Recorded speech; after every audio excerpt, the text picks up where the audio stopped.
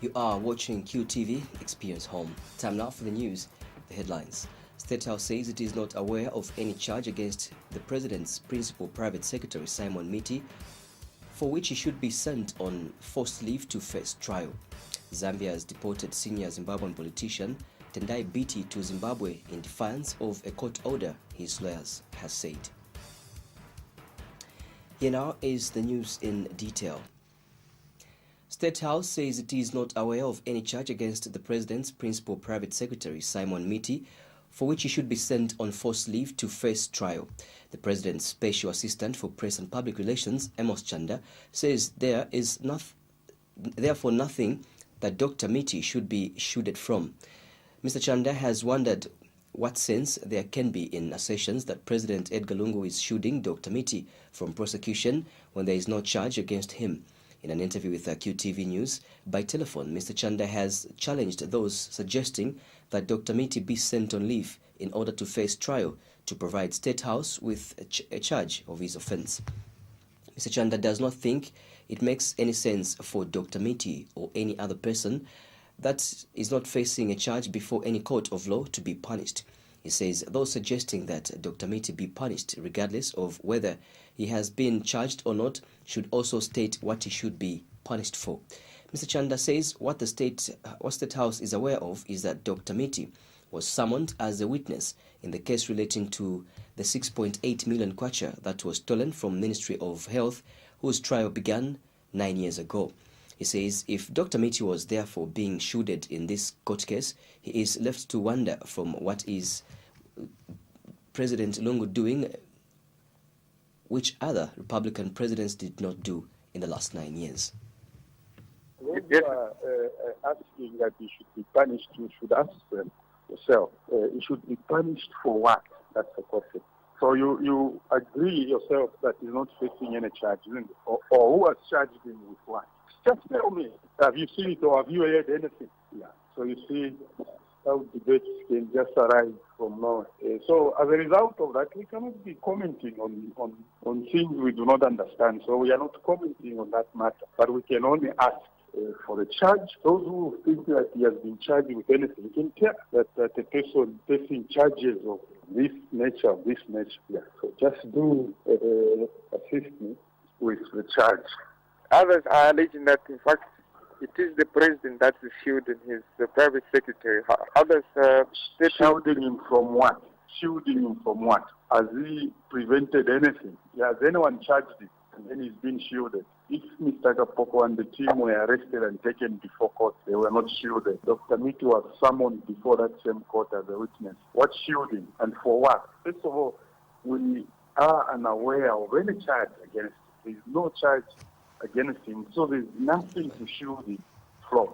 The Opposition Economic and Equity Party, EEP, has withdrawn its support from calls that President Lungu sends his principal private secretary Simon Miti on forced leave to face trial. EEP President Chilufya Tayali says his party has now established that Dr. Miti is more of a victim than an accomplice in the theft of the 6.8 million kwacha public funds belonging to the Ministry of Health. Mr. Tayali says he personally checked the records at the magistrate court of the trial in which Dr. Miti was a witness and found that he was the one that helped the state to secure a conviction. In an interview with QTV News, Mr. Tayali says the EEP has also learned that the convict's former Ministry of Health Human Resource Officer, Henry Kapoko, and 4 others were in the theft, actually forging Dr. Miti's signature, who was then the ministry's permanent secretary. Mr. Tayali says what Dr. Miti therefore did, as far as his party is concerned, is to disown the forged signatures and thereby rendering himself a victim in the theft. He states that the lesson learned here is that it is important for all those in the fight against corruption to always be careful and factual before they could call anyone corrupt. Mr. Tayali is of the view that corruption cannot be fought in speculations. And if I went through the court record today, there is nothing that is pointing to Dr. Miti as a person that participated. There is nowhere where he's participating, apart from the fact that his signature was being used, to pay out those amounts. That's the only thing. That's the only thing. So, I mean, from my point of view, Dr. Simon Miti is a victim other than a corrupt man that should be pursued. And he actually helped because through his testimony, he came to court. All he did is to identify, this is not my signature, this is my signature, this is not my signature, and so on and so forth. And those where he signed, the signatures where he signed, I mean, the cases were straightforward, apart from the fact that sometimes they were inflating figures, you know. So really, I don't think it is, we are being fair to be dragging Dr. Simon Miti in this. I think we should, in this case at least, even thank Dr. Miti that he was courageous and to endure a cross-examination of 2 days. Zambia has deported senior Zimbabwean opposition politician Tendai Biti to Zimbabwe in defiance of a court order, his lawyers has said. The Zambian government rejected Mr. Biti's request for asylum on Wednesday. He fled to Zambia after Zimbabwean police issued an arrest warrant for him, accusing him of inciting violence. But Zambia's opposition Green Party has described as unwarranted and disappointing that the Zambian government's decision to deport Mr. Biti. Party leader Peter Sinkamba says a government's decision to deny Mr. Biti political asylum and deport him back to his home country is embarrassing in the eyes of the international community. Mr. Sinkamba has told Q News that the Zambian government should have granted him political asylum, especially that it is not certain he will be treated fairly in his home country. Meanwhile, government has been accused of having mishandled the political asylum application of Zimbabwean politician Tendai Biti, who fled to Zambia from his home country. Opposition National Democratic Congress NDC consultant Chishimba Kambwili says Mr. Biti is a senior member of the Zimbabwean opposition party who should have been granted the respect he deserves. Mr. Kambwili thinks that Zambian authorities have abrogated international law by handing back Mr. Biti to Zimbabwean authorities. He states that the Zambian government should have instead allowed Mr. Biti to exit Zambia for a country of his choice as opposed to arresting him. Mr. Kambwili states that given what has happened, he is calling on the Minister of Foreign Affairs to resign for mishandling Mr. Biti's asylum application. And senior citizen Dante Saunders has described as a disgrace government's decision to deport Zimbabwe opposition leader Tendai Biti, who was seeking asylum in Zambia.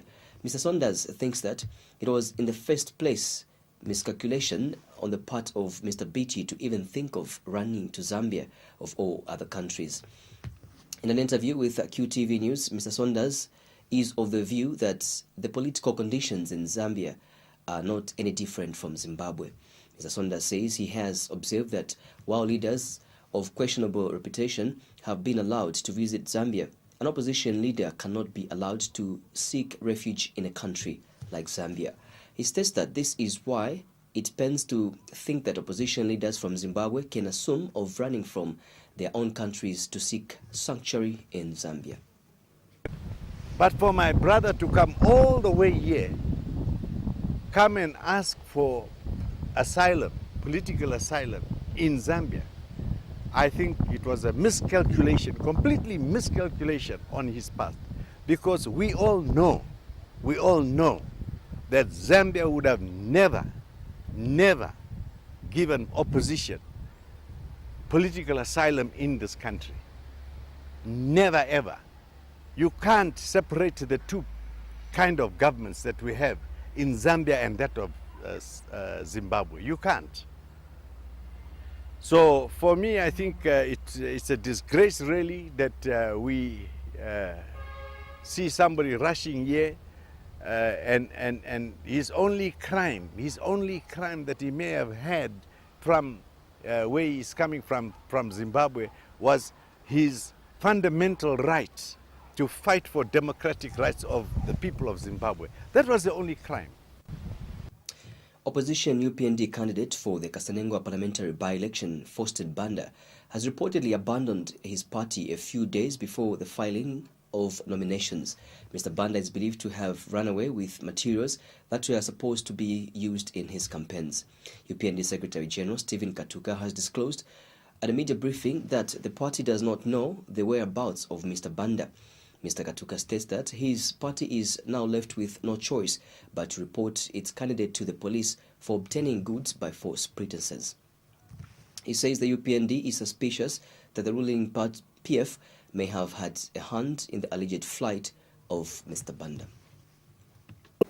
As you are all aware that we have Kasenengwa by-election taking place, or the filing in taking place today. This whole day is for filing in. We as a party has hit a snag that we wish to bring to the attention of you, colleagues in the media, and the Zambian people. The issue at hand is that the enemies of democracy are at it again. What has happened to us is, yesterday we were announcing the adoption of Dr. Faustin Banda, Sitima Banda, as our candidate for Kasenengwa. But from yesterday, when we collected the campaign materials and the little money for logistics, the money has disappeared, just like what happened to our colleagues in the NDC in Chilanga. Up to now, the money is nowhere to be seen. He has not traveled to the Eastern Province. He's not in Lusaka. We sent people to his home. He's not there, and we can't reach him. So the man collected the adoption certificate. He has collected the campaign materials, and is nowhere to be seen. Meaning we are stuck in that election. Well, as you may be aware, Dr. Banda was our candidate in 2016 in general election. So we took him to be part of the family and had a lot of confidence in him. But today we are a disappointed lot that the man can behave in a very dishonorable manner like I have been stating here.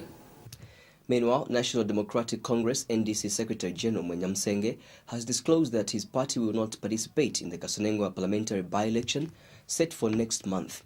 Mr. Msenge says the party has suffered a setback after its preferred parliamentary candidate, Sensho Banda, was allegedly bought off by the ruling PF. About 5,000 kilometers of roads under the Link Zambia 8,000 road program are currently under construction, while 756 kilometers have been surfaced and opened to traffic. Minister of Housing and Infrastructure Development, Ronald Chitotela, says a total of 43 projects translating into 4,959 kilometers are at various stages of completion. Mr. Chitotela says government is happy with the progress being made on the road projects. He states that the Link Zambia 8,000 road program has since its inception created over 6,000 job opportunities. And Mr. Chitotela says some of the notable projects that have been completed and handed over include the Leopard's Hill to Katoba, Mbala to Nakonde Road, and the Luangwa Bridge to Feira Road. He notes that the Bottom Road from Njami to Munyumbwe and the Mongu to Kalabu Road are also other notable projects that have been completed. Mr. Chitotela states that in addition to projects that have been completed, significant progress has also been recorded on the Kitwe to Chingola dual carriageway and Mombwa to Itejiteju Road. He says there is also progress being made on the Chingola to Solwezi Road, Kawambwa to Mushota Road, Pedico Road, and Chama to Matumbo Road. This is contained in a statement made available to Q News by Ministry of Housing and Infrastructure Development Public Relations Officer Jeff Banda. The opposition MMD has ended its alliance with the UPND. MMD President Nevas Mumba says the party's National Executive Committee NEC met on Wednesday and resolved to end the alliance as it was restricted to the 2016 general elections. Dr. Mumba says the Memorandum of Understanding MOU that was signed between the two political parties has since expired. He has told journalists in Lusaka that MMD will now direct its energies on the rebuilding and healing of the party.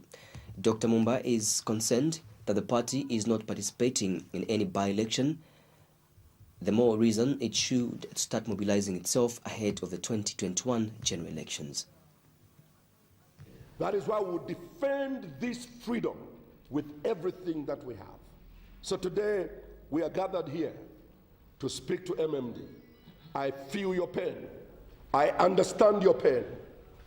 I regret that we had to wait so long and we had to let us go through all this. That's why I've said I apologize to my membership, because I am the president. I must take responsibility. I could have used shortcuts of maybe just giving up and surrendering the party to whosoever wanted to get it illegally. But this party would have been healed ever again. If you abrogate the constitution that was given to us by this Garden House history and legacy, and you abrogate it, you destroy the spirit of the movement for multi-party democracy. This leadership has fought valiantly. You have fought wholeheartedly. You have fought with everything in your heart, and I commend all of you for doing that. But in order for us to become useful, we think that for now we need to concentrate on building our party and healing the wounds of our party. Even our colleagues in the UPND would want that to happen, to see us rise from the ashes, so that all our energies are directed towards the healing process of our party, so that MMD can reclaim its position on the political space in our country. Ladies and gentlemen, I thank you for listening, and I wish MMD a great blessing and success, and may Zambia truly be saved. The 4.6 million kwacha drug-resistant tuberculosis ward at the University Teaching Hospital, UTH, whose construction was funded by the United States government, has been officially commissioned. Speaking at the commissioning, Health Minister Chitalu Chilufya says drug-resisting TB is a public major health challenge in Zambia, and his ministry records 62,000 cases every year. Dr. Chilufya says the issue of drug-resistant tuberculosis is a major threat that must therefore be confronted aggressively. He states that in order to combat drug-resistant TB needs infrastructure and healthcare personnel, and that the more reason the commissioning of the tuberculosis ward is a great milestone. TB is a major public health challenge in Zambia. We record about 62,000 cases every year. In fact, we should state that we have an incidence of 376 per 100,000, and that translates to about 62,000 cases. Now, drug-resistant tuberculosis is an emerging threat that we must confront aggressively. And we still, the number of cases that the WHO estimates that we should be recording is about 1,400, and we record much less than that. As you heard, probably a quarter. Now, most of the patients who come in with drug-resistant TB are already very sick and require admission. And it is dangerous to admit them in the wards where everybody else is. So this investment is very important in our quest to combat tuberculosis. This is in line with international regulations, the global end TB strategy that Zambia is party to, and so it is a milestone for us. Now, for us to combat tuberculosis, yes, we need infrastructure for basic care for drug-resistant tuberculosis. We need a human capital to ensure that we are able to provide these services at all levels. And we need to see that training of health workers in the management of tuberculosis is also matching the expansion of infrastructure. Progress has been recorded in our quest to control TB drug-resistant TB. In 2013, we were at 33% detection rate, and we are at 60%. Treatment success rate, rather, we're at 60% in 2016 now. That is a milestone, but there's a lot more that we need to do. TB. Speaking at the same event, U.S. Ambassador to Zambia Daniel Foote observed that Zambia has witnessed tremendous improvement in tuberculosis treatment. Mr. Foote has taken note that over 85% of tuberculosis patients are now successfully completing their treatment. He says the U.S. government, through USAID, is honored to partner with Zambia in TB control. Since 2004, we have provided $180 million to Zambia for TB control through various projects, such as Challenge TB. We've worked with Zambia on many TB control efforts, including training healthcare providers, staffing health facilities, renovating infrastructure, procuring equipment and supplies, and supporting TB occupational research. However, we remain concerned that Zambia still has room to improve in identifying and treating most prevalent cases of drug-resistant TB. Only a quarter of the estimated prevalent drug-resistant TB cases are ever identified, leading to increased TB cases and deaths. Zambia can and must change this. As an American, I'm proud of our country's contributions to the health sector in Zambia. I'm also proud of the minister, the permanent secretary, the ministry, and all of the healthcare professionals who have come so far in the last 20 years. However, and I talked about this briefly yesterday, I'll continue to urge the leaders of Zambia, those that provide the money and the financing, not you, Minister, to continue to increase the resources it commits to the health of the Zambian people. Meanwhile, Dr. Chilufya has emphasized the need for occupational diseases and injuries in workplaces to be avoided. And Dr. Chilufya has noted the need for screening desks to be set at workplaces as a way of ensuring early detection of non-communicable diseases among workers in workplaces. Speaking during the inauguration ceremony for Occupational Health and Safety Institute board members in Lusaka, Dr. Chilufya urged the newly appointed Occupational and Safety Institute board members to ensure that health of all workers in various workplaces is safeguarded and prioritized. Dr. Chilufya says the Occupational and Safety Institute should set up screening desks at workplaces to ensure that people are screened. The minister notes that workers will only be productive in good health, as it was imperative to invest in health of citizens. Dr. Chilufya has noted with concern that mining companies on the Copperbelt province has recorded a high number of tuberculosis because of occupational hazards. He has since stated that ensuring occupational health in workplaces will drive the government's agenda towards its goals. The United States Air Force has concluded its training with the Zambia Air Force, ZAF. The 5-week training program, spearheaded by the 808th Mobility Support Squadron, MSAS, a unit designated to train, advise and equip African partner nations forces, was conducted in an effort to advance peace and security in Zambia and the region. And briefing the press after witnessing the exercise by the new graduates, U.S. Embassy in Zambia Defense Attaché, Lieutenant Colonel Eric Jordan, says the training is a follow-up to one conducted earlier this year in New Jersey, United States of America. Colonel Jordan explains that the first training package, which focused on unit deployment and load planning adapt, was deployed as train the trainer to outstanding ZAF officers from the previous adapt course. The U.S. Embassy Defense Attaché further explains that 818 MSS also trained ZAF officers in airbase security and anti-terrorism, as well as crew resource management, among other training courses conducted. The advisors from the 818th Mobility Support Advisory Squadron have spent the past 5 weeks with the Zambian Air Force Airmen to deliver 3 distinct training packages which build on previous engagements here in Zambia and also in the state of New Jersey, where the 818th MSAS hosted ZAF as well as other African partner air forces in the Africa Partnership Flight event earlier this year.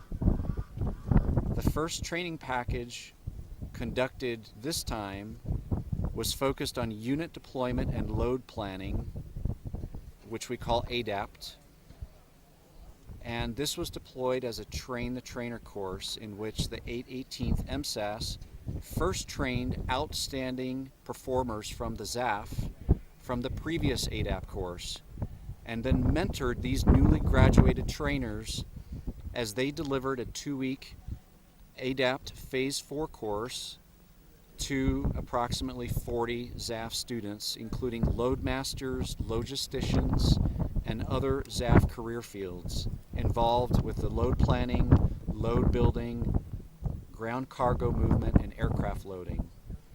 The 818th MSAS also employed a similar training model for the Air Base Security and Anti-Terrorism, or CCAT-T, training module that was just exercised this morning. And 818 MSAS Director of Operations, Lieutenant Colonel Jonathan Magiu, says the training program is good for the Zambian Air Force as it can translate whatever compose the training in its own curriculum and training more officers.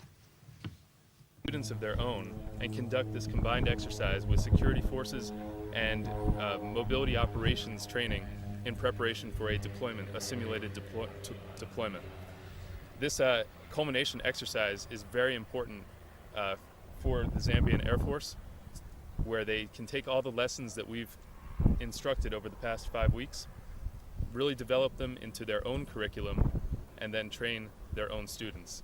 So everything has gone exceptionally well from our perspective, and we are very happy to see the Zambian students performing so well in the exercise. At this time, I'd like to take any questions you may have regarding the training that we've been conducting. Students of their own. The Jesuit Center for Theological Reflection, JCTR, has described the planned engagement of a private company to pay off Zambia's $750 million Eurobond as a disaster in waiting. JCTR Social and Economic Development Program, Andrew Simpasa, says his organization is apprehensive with regard to use a private equity to refinance the country's Eurobond, as the cost of the external debt might become too exorbitant to bear in the medium or too long term. Mr. Simpasa feels that this might further exacerbate the country's foreign debt, which currently stands at a staggering $9.3 billion. He has, however, acknowledged that there is an urgent need to restructure Zambia's external debt to thwart a possible default. He says a default on external debt contracted through the international issuance of the country's bonds might attract vulture investors and hence lead to a turbulent and devastating financial crisis. We as the Jesuit Center for Theological Reflection, we are concerned with the proposed refinancing modality of the Eurobond, particularly the $750 million Eurobond. The government, according to information reaching our desk, is that they are intending to use private equity for purposes of amortizing the $750 million Eurobond. And our concern stems from the fact that actually this is as much as contracting another loan to liquidate another loan. We are fully aware that there's need to restructure the country's debt portfolio in the sense that if we do not restructure, we are likely to experience debt distress as a nation. Okay. But nevertheless, we continue to appeal to the government to look into the possibility of setting up a sinking fund for purposes of liquidating the various Eurobonds that we have contracted as a nation. So in a sense, we as the Jesuit Center for Theological Reflection find it objectionable to use hedge funds for purposes of liquidating or amortizing the $750 million Eurobond. The Zambia Correctional Service has urged stakeholders in the health sector to consider carrying out HIV and AIDS prevalence study in correctional facilities to determine the extent of the pandemic currently. ZCS Head of Public Relations Maginawa says the 2010 statistics show that the pandemic prevalence in correctional facilities stands at 27.4%. Statistics, she says, need updating through recent studies, as a lot has happened between 2010 and now. Ms. Nawa says several interventions aimed at accessing health services, such as provision of antiretrovirals to inmates, have been put in place by government, and there have been inmates that have been released over the years, a situation which entails that the figure in prevalence rate has either increased or reduced. Ms. Nawa states that the new study will help in coming up with more interventions aimed at reducing the diseases in correctional facilities.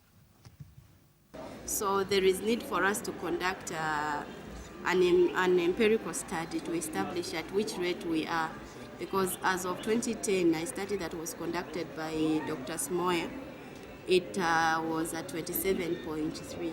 So the best way that we can approach this and have the accurate information is best that we do a study and establish at what rate we are, because that we will know the period from 2010 to 2018. It's quite a number of years. So we don't know whether it has gone up or it has gone down. So we can only have accurate information once the study is conducted. So the Ministry of Health has signed a contract for consultancy services for design and supervision of the proposed construction of the 800-bed capacity specialized children and women hospital in Lusaka by the Saudi Fund Development. Ministry of Health Permanent Secretary for Administration, Dr. Kennedy Malama, said his ministry has prioritized maternal and child health entities, making prudent investment in expanding services in the sector. Dr. Malama has since stated that the construction of a specialized women and children hospital is a key investment that will also bring about improved capacity to train human resource in the health sector. Dr. Malama has assured the Saudi Fund Development that his government is committed to ensuring that the construction of the 800-bed capacity women and children hospital in Lusaka is effectively implemented. I know we had a meeting not long ago, and some fundamental issues were raised on your side. True. And it's good that we also acted expeditiously and sought the due clearances from the Saudi Fund for Development, and we are delighted that those issues have been attended to. So basically today is to do the signing so that we can unlock this very, very important project for the people of Zambia. As you are aware, this hospital, which will be constructed in Lusaka, pretty 800-bed hospital, targeting at women and children.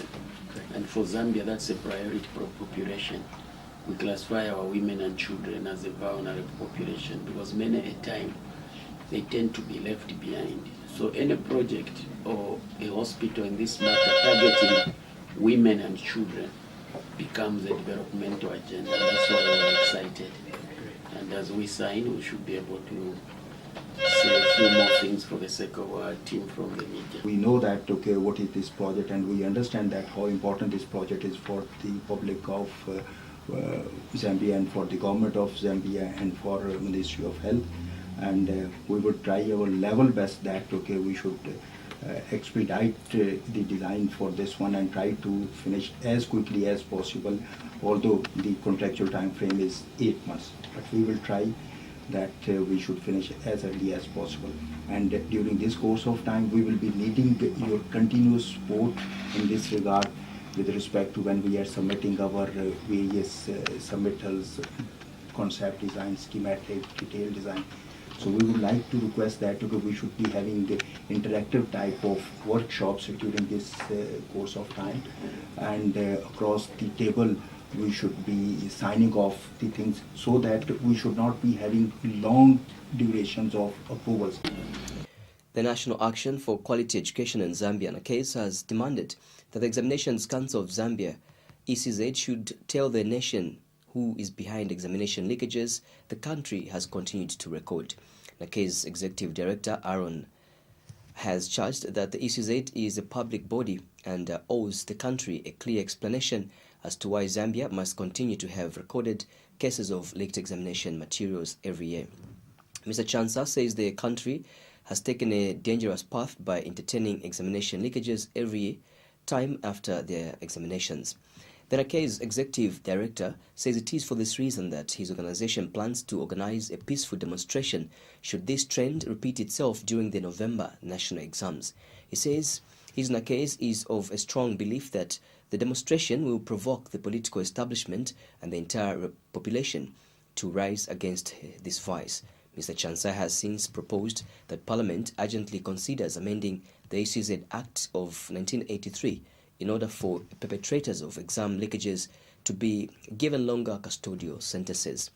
Police in Chingola, Mansa and Mongu have arrested over 55 people in connection with examination malpractices during the GCE examinations. As we end the news, here's a recap of stories in the headlines. State House says it is not aware of any charge against the President's principal private secretary, Simon Miti, for which he should be sent on forced leave to face trial. Zambia has deported senior Zimbabwean opposition politician Tendai Biti to Zimbabwe in defiance of a court order, his lawyers has said. That will do it for the news at this hour. Thank you so much for your time. Bye-bye. God bless. Continue watching QTV. Experience Home.